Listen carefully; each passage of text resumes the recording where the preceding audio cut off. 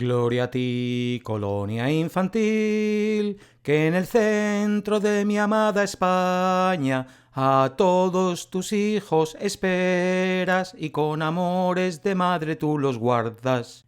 Yo te canto, pues de ti recibo verdadera formación cristiana y en tus clases adquiero la ciencia para ser un gran hombre mañana. Hola, humano.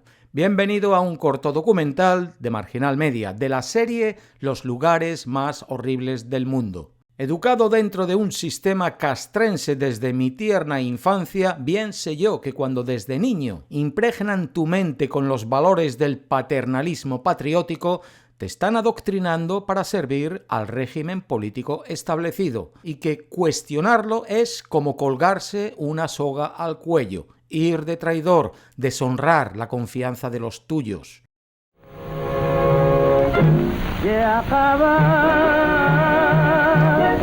Tiempo remoto y ahora Este vídeo no va sobre mi infancia, sino sobre Cuba, un país atrapado en el paternalismo patriótico desde hace 6 décadas. Paternalismo imperante en los cubanos que viven en Cuba y en los que viven fuera. En los de dentro porque aprendieron a no cuestionar nunca o aprendieron a callar a tiempo. En los de fuera porque aunque saben por qué abandonaron Cuba, escogieron no cuestionarla nunca. O se atrevieron a hacerlo, pero los largos tentáculos del régimen fueron a dar con ellos. Este vídeo es para que todos entiendan lo que pasa en Cuba hoy y para que la voz de esos cubanos que se atrevieron y se están atreviendo a denunciar la situación se oiga. La historia de la Revolución Cubana y la historia de sus nietos haciendo la revolución que Cuba necesita hoy.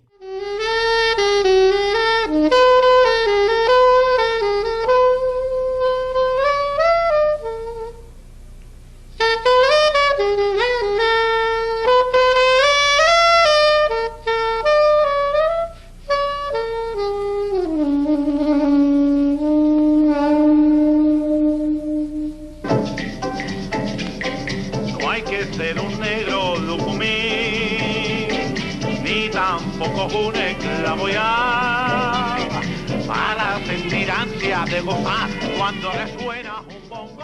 Poco queda ya en Cuba de aquel espíritu revolucionario que se alzó durante los años 50 contra el dictador Fulgencio Batista y que triunfó el 1 de enero de 1959 con la entrada de Fidel Castro en Santiago de Cuba. Los siguientes años fueron la época dorada de la revolución. Los esfuerzos por derrocar al nuevo gobierno de Fidel Castro no fueron pocos, desde la prensa, el arte, los medios audiovisuales, hasta guerras internas e invasiones militares. Muchos flancos intentaron detener el cambio, pero la mayoría del pueblo por aquel entonces defendía su revolución con uñas y dientes. Todo el que no apoyaba el proceso revolucionario o solo criticaba el más mínimo detalle era inmediatamente considerado un paria, un antisocial, un egoísta, un contrarrevolucionario. Ante tal fanatismo, algunos consideraron partir. Según aparecían los síntomas totalitarios y las tonalidades comunistas, gran parte del componente pujante de la sociedad cubana se esfumó.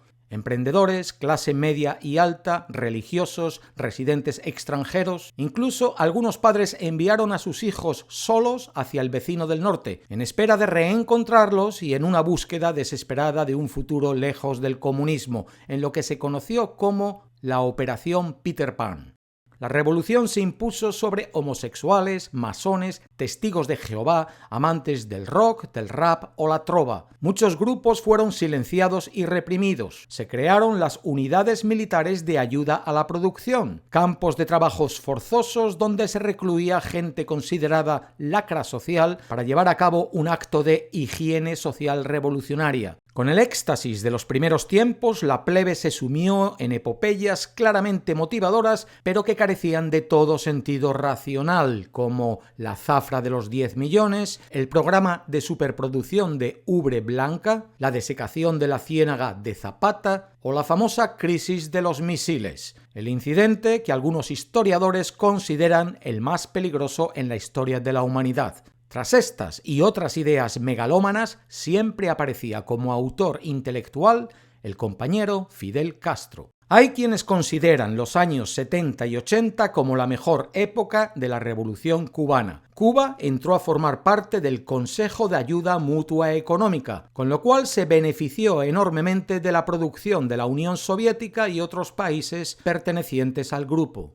El nivel de desarrollo al menos permitía una vida agradable. La escasez dejó de ser un problema crítico, pues la nación solamente tenía que preocuparse de generar caña de azúcar para los estados socialistas y a cambio recibía mercancías de toda clase, desde comida y ropa hasta petróleo y maquinaria. Endulzando Europa, los cubanos tuvieron algo de felicidad por unos años y comenzaron a acariciar el sueño de una sociedad perfecta en la que todo es del pueblo. Mas aquellos que ya habían conocido la cara represiva del gobierno no se dejaron llevar por los cantos de sirena y su sueño seguía siendo el de abandonar la isla. El 4 de abril de 1980, un autobús impacta contra la embajada de Perú en La Habana y sus ocupantes solicitan asilo político en un intento desesperado por emigrar. Invaden la embajada. Fidel Castro ordena que se retire la vigilancia de la embajada para el que quiera entrar que lo haga. Los cubanos abarrotan el recinto. En 48 horas, 10.000 han solicitado asilo político. Fidel Castro invita a quien quiera a abandonar la isla y enfrenta a la población contra los disidentes. En los siguientes 6 meses, más de 125.000 cubanos abandonan Cuba por el puerto de Mariel rumbo a los Estados Unidos. El flujo de emigrantes no se detendría nunca más. En 1989 se derrumba el muro de Berlín, se acaba la Unión Soviética, se acaba el Consejo de Ayuda Mutua Económica y en Cuba se acaba todo. Alimentos, medicinas, ropa, billetes impresos, medios de transporte, material de construcción. Surgen las largas colas para abastecerse, las grandes caminatas para desplazarse, los apagones eléctricos de más de 12 horas, los días sin agua potable. La demagogia de los dirigentes cubanos hace referencia a esta nueva etapa como periodo especial. Estamos en periodo especial, un periodo difícil, un periodo uno de los más difíciles de nuestra historia. El punto álgido de esta crisis se conoce como el maleconazo. El 5 de agosto de 1994, el pueblo, cansado de tanta miseria y desesperanza, sale a las calles a protestar y exigir una solución. La gente recorre las calles habaneras gritando «¡Abajo Fidel! ¡Abajo la revolución!», hasta concentrarse en el malecón de la ciudad. Rápidamente, Fidel tacha a los protestantes como antipueblo. Les acusa de alterar el orden y, a modo de amenaza, advierte a los Estados Unidos de que podría dejar salir de Cuba a todo el que quiera. Es el pistoletazo de salida para los balseros, los miles que se lanzan a la peligrosa aventura de cruzar el estrecho de la Florida para llegar a las costas norteamericanas y pedir asilo político, con vistas de obtener la residencia gracias a la ley de ajuste cubano.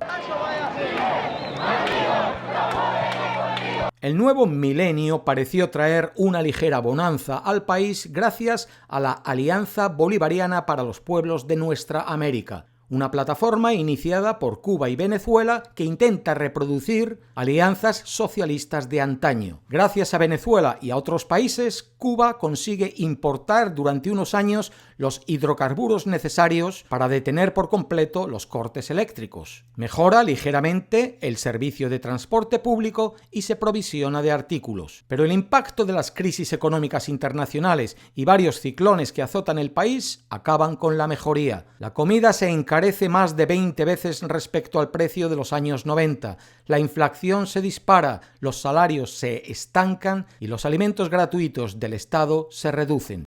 En 2008, Fidel Castro pasa el poder a su hermano Raúl como si de una porra se tratase. Cuba tragó en seco. El nuevo líder, jefe del Ejército Nacional, quiso cambiar y trajo una apertura jamás vista en los años revolucionarios, desde el reinicio de los diálogos con el gobierno de los Estados Unidos hasta cierta legalización de la propiedad privada.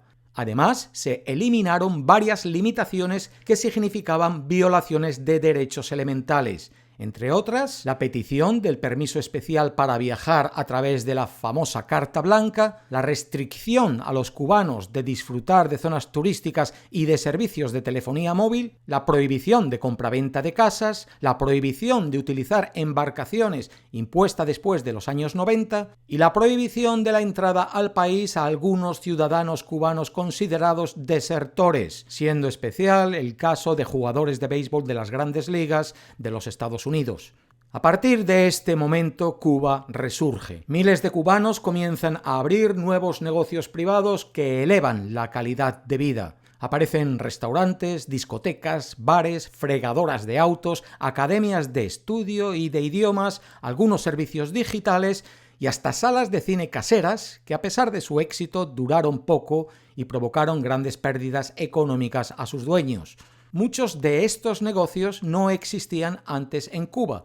Otros sí habían existido, pero su servicio era tan paupérrimo que la desidia y la falta de mantenimiento habían acabado con ellos. Ese fue el caso de los cines. La Habana, que en 1958 era la ciudad de América con más cines, vio como el 95% de ellos se vinieron abajo. Con la apertura empezó a notarse el impacto extranjero debido al aumento del turismo y la enorme cantidad de exiliados que volvían a visitar la familia. Pero algo más cambió. El país fue poco a poco tomado por militares en cada uno de los puntos de interés, con el caso particular del consorcio empresarial Gaesa, gestora de gran parte del Producto Interior Bruto del país. Los gobiernos norteamericano y cubano negocian con la mediación del Papa Francisco el intercambio de prisioneros. Cuba libera a un prisionero político de nacionalidad estadounidense y Estados Unidos libera a 3 cubanos que realizaban tareas de espionaje en ese país y más tarde a otros 2. El trueque político y el acercamiento de los gobiernos de ambos países es percibido por millones de cubanos como una esperanza de acabar con tantos años de odio y enfrentamientos, familias divididas y sueños truncados. Pero algo falló. Muchos lo atribuyen al poder influyente que Barack Obama ejerció sobre la pequeña isla. En una flamante visita protocolar, el presidente norteamericano fue recibido por los cubanos como un mesías desde el instante que pisó la isla. En conferencia de prensa, Obama ensombreció a su contraparte y con un discurso inspirado encendió la llama de la esperanza como nunca se había visto en Cuba. Esto radicalmente cambió la actitud del gobierno cubano, que, sintiéndose expuesto, comenzó a recular en su acercamiento con el gobierno estadounidense, al tiempo que volvió a limitar muchas de las medidas que habían otorgado pizcas de libertad al pueblo. En la actualidad, algo queda de aquella bonanza. A pesar de que la maquinaria propagandística del gobierno controla el país, comienza a notarse el impacto del teléfono móvil y el Internet. La tecnología está acudiendo al rescate de los cubanos. El monopolio de las comunicaciones en Cuba, la empresa ETEXA, poco a poco ha ido aumentando el acceso a Internet en varias regiones. Muchos cubanos están encantados de finalmente poder comunicar con sus familias fuera de la isla y tener acceso a información más allá de la que ofrecen los medios cubanos. El Estado lo permite porque el hambre de los cubanos no le reporta nada, pero el tener unas de las tarifas más costosas del mundo en telecomunicaciones, sí. Ahora la gente tiene hambre, miseria, limitaciones, represión y violaciones de derechos humanos, pero también tienen sus móviles con sus cámaras para filmar cuanta injusticia se les cruce en el camino. El gobierno cubano permitió el uso de la tecnología para embolsarse esos millones en tarifas que pagan las familias separadas por poder comunicar y verse, y ahora sufre la mala suerte de que a su circo le crecieron los enanos. Tanto dentro como fuera del país proliferan los influencers y youtubers que opinan, acusan, informan y denuncian los abusos del régimen. Usuarios como Otaola, Carlito Madrid, Eliezer Ávila, Chucho del Chucho, Juan Almedio, Pedrito el Paquetero, Frank el Máquina, websites como Cibercuba, El Toque, Cubanet, 14 y medio, Diario de Cuba, manifestaciones de protesta y disidencia interna como las acciones de Unpacu, Somos Más, Movimiento San Isidro, Clandestinos, Damas de Blanco, Cuba Decide, Movimiento Acciones por la Democracia, Movimiento Cristiano de Liberación, organizaciones LGBT y por los derechos de los animales, hashtags en Twitter como El cambio es ya o Ni uno más. La voz de los cubanos comienza a oírse, la voz de quienes se enfrentan al adoctrinamiento, de quienes quieren escapar de un paternalismo que les ha condenado dentro de Cuba y que les ha perseguido fuera. Cuba es hoy todavía mayormente un lugar asfixiado por la propaganda estatal, totalitaria y socialista, que infecta cualquier forma de expresión humana. Una propaganda que, a pesar de cansar y aburrir al cubano, aún es efectiva para controlar a la masa. En estos tiempos de virus en los que vivimos, bueno es recordar que pocos virus son peores que el de la propaganda paternalista que desde nuestra infancia moldea nuestra mente y nuestro carácter, que nos impulsa a autocensurarnos, a autoengañarnos, a defender a la patria, al padre, a no traicionar a los nuestros. El virus de una revolución es no saber cuándo acabarla. Cuidado con los populistas de hoy, no siembren ustedes en sus mentes la semilla del padre del pueblo, no sea que vayan a condenar a sus hijos a tener que luchar por su liberación. En el caso de Cuba, esa condena dura ya 60 años. Los nietos de la Revolución cubana intentan acabar ahora lo que sus abuelos comenzaron. Hasta la próxima. La paz.